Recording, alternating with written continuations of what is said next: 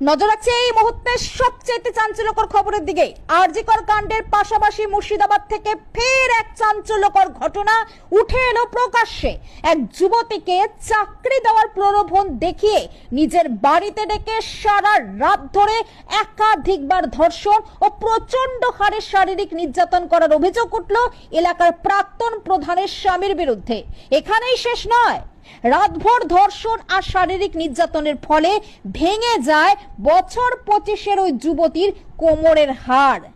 গত 10ই আগস্ট এই ঘটনার পর ওই কিশোরীকে চিকিৎসার জন্য নিয়ে যাওয়া হয় মুর্শিদাবাদ মেডিকেল কলেজ হাসপাতালে। সেখানে গত 10 দিন ধরে সে বিনা চিকিৎসায় রয়েছে বলে দাবি তার পরিবারের সদস্যদের। এমত অবস্থায় দুস্থ পরিবারের ওই মেয়েটির পরিবারবর্গ ও এলাকার বাসিন্দারা সাহায্যের আবেদন নিয়ে হাজির হন কংগ্রেস নেতা অধীর রঞ্জন চৌধুরীর কাছে।